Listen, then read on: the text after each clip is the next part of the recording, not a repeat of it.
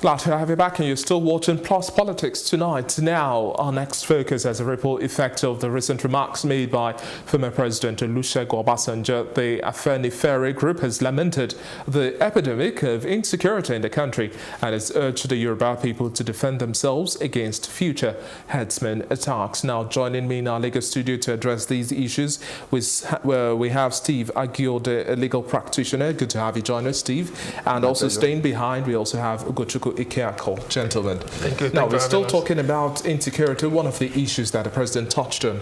But now, Afenifere is taking a very strong stance, and it says it's time for Yoruba people to activate their traditional self-defense against any further herdsmen attack. What necessarily does this mean, and who defines the context of what they mean by traditional self-defense? And should that be the language we should be looking at? Well, it's a very disturbing development. I think it harkens back to the 60s when we had the Wild West, the Agbekoya group of farmers who specialize in using native medicine and unsophisticated guns to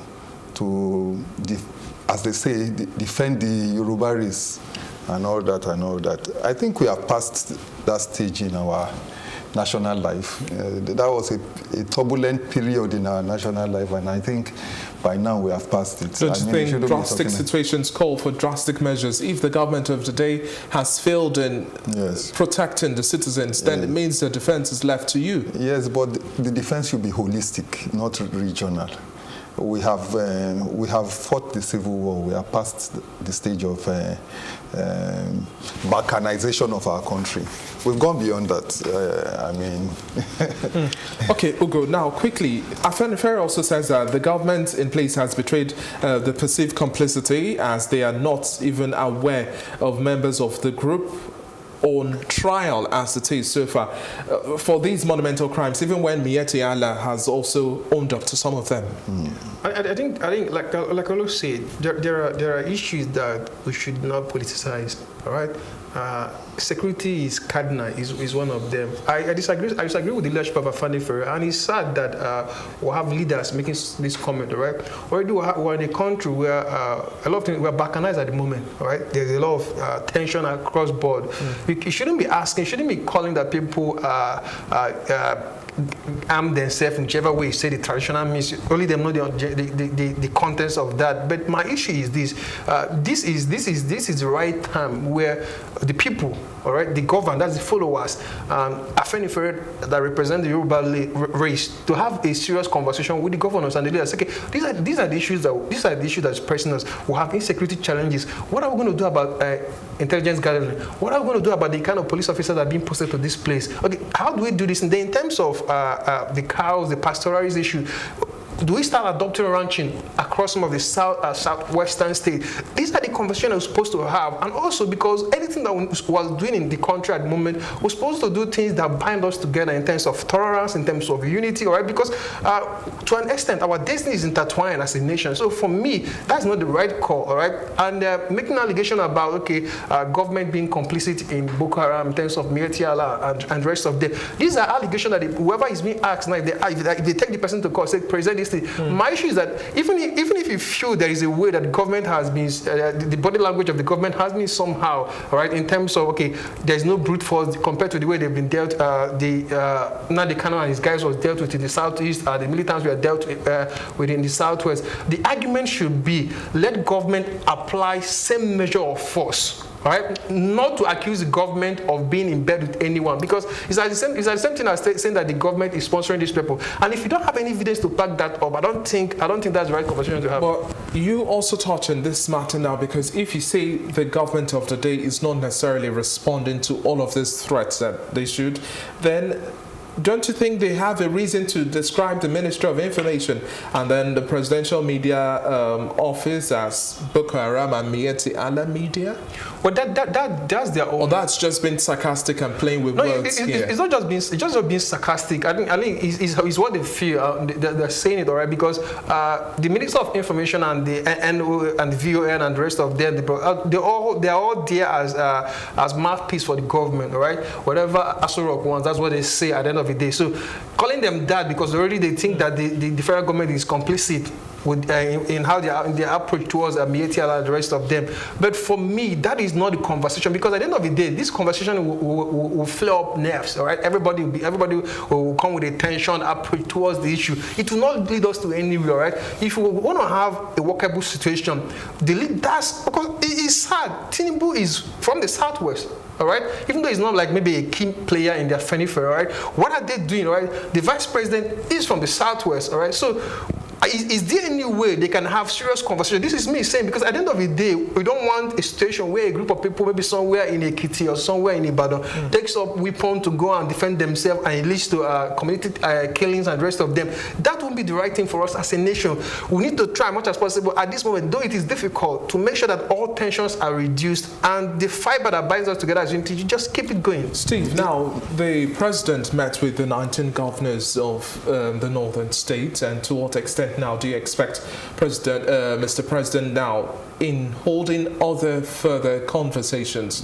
Strategic moves have to be made in terms of plotting and arranging with security chiefs, with stakeholders like Afenifere, Ohaneze, Ndigbo, and the likes. What do you expect this time around, really, so that we have a sense of response in terms of the body language of the president? There seems like he's ready to take action. He has said so far now that the system made him slow, but this time around we're likely to see a much more aggressive president when it comes to all of these issues. First of all, I think there's a fault in his own approach, to start with. Following from what the last speaker said, you will notice that in the last week we had moves to set up a radio station, yes, specifically for herdsmen. For herdsmen. I think those kinds of moves are not the right ones. We have, in my opinion, we have Radio Nigeria, we have VON, and I'm sure that the capacity in those organizations is not being fully utilized. Why not really have a, say, full-day service that can speak to the herdsmen? You really need one federal radio station directed at just a given section of the country. You can have that within Radio Nigeria. You can have that within VON. So first of all, let's stop this regional approach to targeting. Insecurity. And then the second one is the governors. The northern governors really have a cause for concern. It appears gradually security is breaking down in the northern regions. We saw all the debates in the National Assembly of recent. People, assemblymen and senators saying they can't reach their homes and all that. What is going on in the northern part of the country is a really tragic situation. But then you can't try to solve this kind of thing piecemeal too. The problem is there's a breakdown in the police system. You see, for instance, we know, for instance, that we are inadequately policed. I understand there are 3,000 policemen in all in Nigeria, and you have a good percentage of them securing VIPs and all that. So we need a holistic solution to this security problem in which you increase the number of... The President has said he's going to work aggressively towards seeing all of these changes implemented so that we can have effective policing. But now, to what extent, really, do you expect... how do we really address these herdsmen issues? Because they have valid claims, they have their cattle and their livestock that they also have to attend to.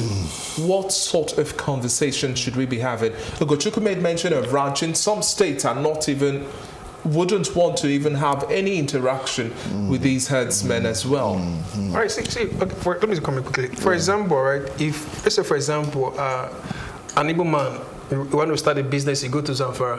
When you get to Zamfara, you don't tell the Zamfara governor to give you land. They want to set up your mechanic workshop or your mechanic plan, all right? If you have your money and you come down to somewhere maybe like in a bear, because is the place, the vegetation is nice, and you can pay, demand and supply, you can pay whatever they want you to pay, and you set up a good ranching. What's your advice to Mr. President now in managing this herdsman situation? The advice number one has to be intelligence gathering, all right? It has to be at par. And to understand that the issue in the Mid-Northeast has moved beyond ranching also. We have banditry, all right? We have the issue of illegal mining. So all this, and also most importantly, what we don't consider is we have a porous border. Afenifere stances on herdsmen, they are very clear. No, you see, the issue is that the affairs who don't deal with it, like I said, holistically, all right? Nigeria will have like 80 border, like government-approved border in this country, all right? But altogether, we'll have close to 1,000 and something open places. Okay, so there's no way you can go too far away. Let's just settle my issue is that herdsmen now. We have to do it holistically. We have to solve all the issues. We can't just pick one and solve. It's a big circle of peace that we have here. Yes. Let's just deal with this little piece of herdsmen. How do we address this situation? Like I said earlier, advice to Mr. President. Ranching number one is a good approach. That's number one. And number two, like you said, all right, setting up a radio station, which is fine. I think it should go to BON, all right? There should be an attempt towards merging the divide or the conflict that we have between the herdsmen and the pastoral. How?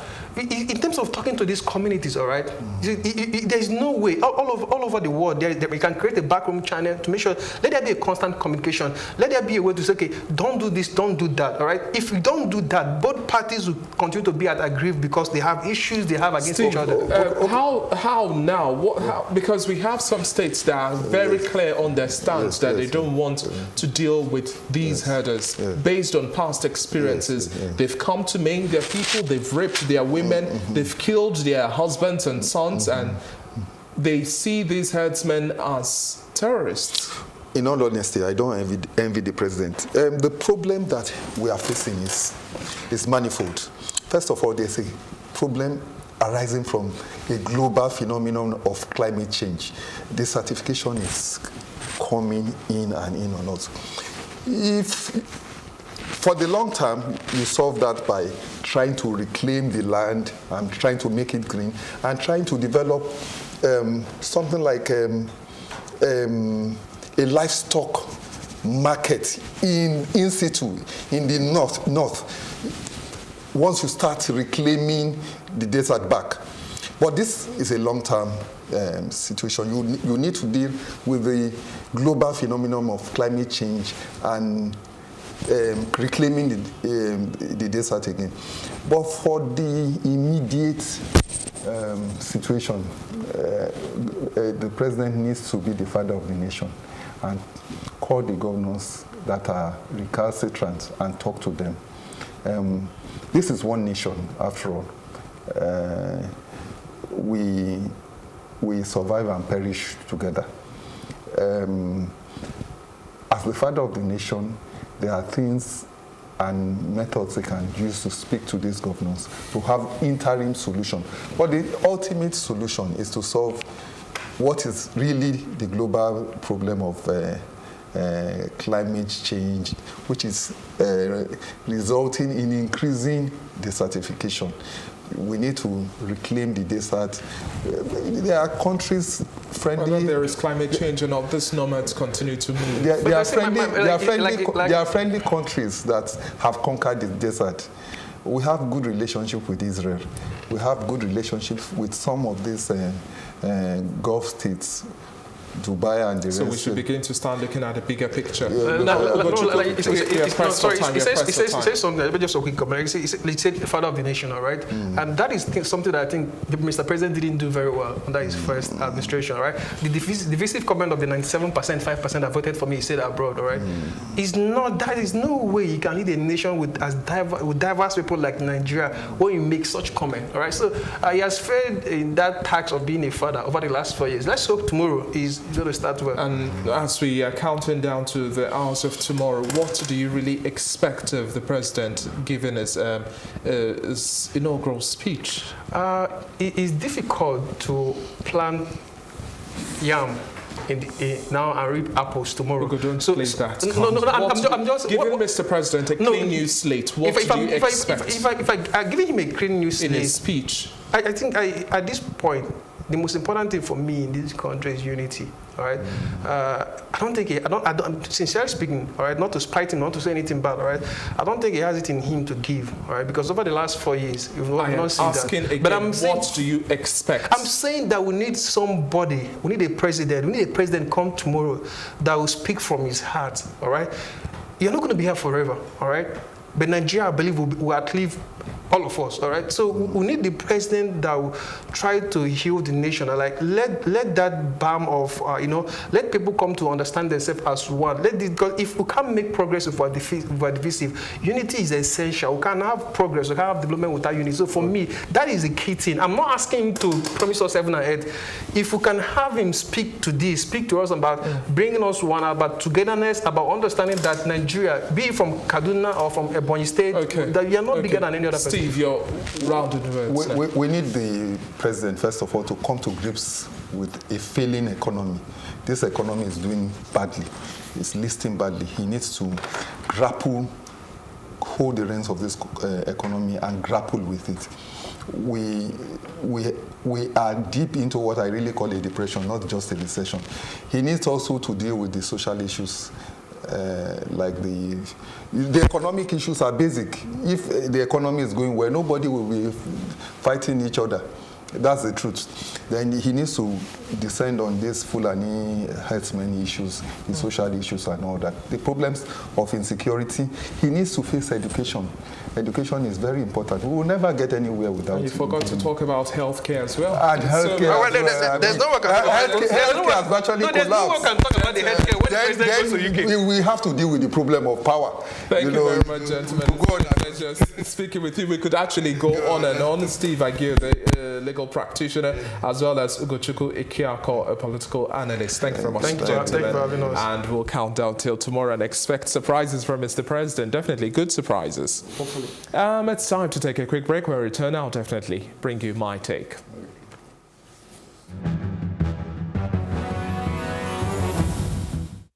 The South Korean government has invested over 150 billion naira on Nigeria's e-governance architecture. This was revealed in Abuja at the official launch of the nation's e-governance master plan 2020.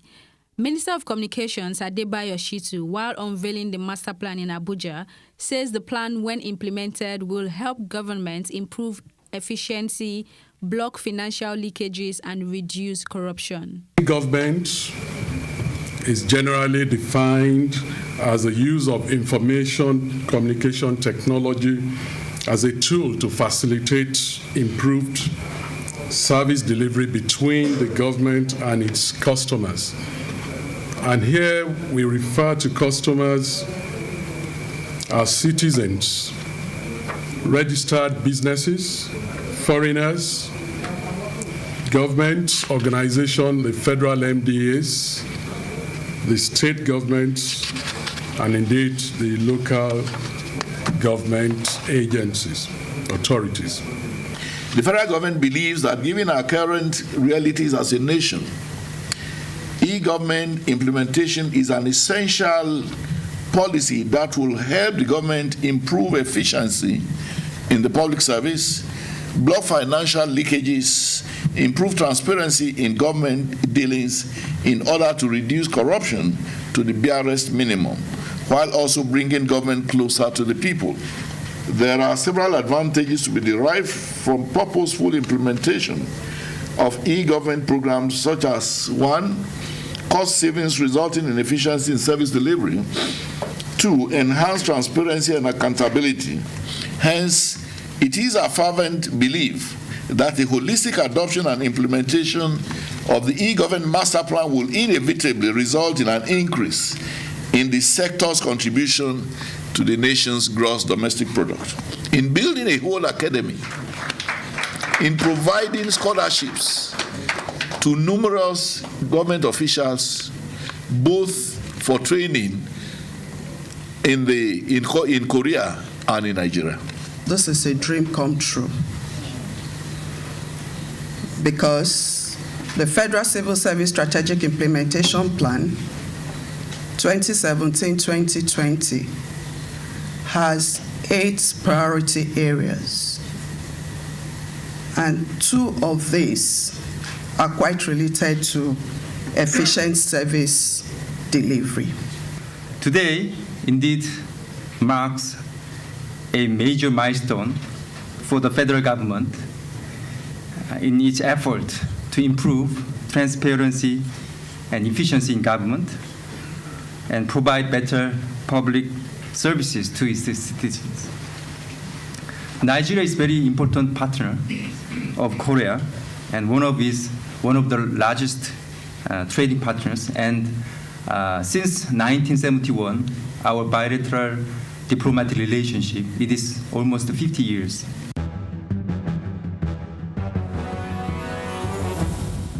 It's now time to bring you my take. Now, national security, no doubt, is the first duty of the government, as the Constitution clearly states. A failure to live up to this mandate remains unacceptable, and former U.S. President Barack Obama clearly set the terms of national security clear and gives a cue to Nigeria with this quote: "We cannot continue to rely on our military in order to achieve the national security objectives that we've set. We've got to have a civilian national security force that's just as powerful, just as strong, and just as well funded. Our civil liberties and freedom will remain threatened until we begin to engage in thorough, thoughtful and informed discourse, and it is definitely a clean slate for Mr. President to address all other sectors beyond security. We can only hope for the best, as tomorrow marks a new dawn of 4 new years. I'm David Alabi, and thanks for watching the show tonight. It's another date, same time tomorrow, as we bring you the Inauguration Day special.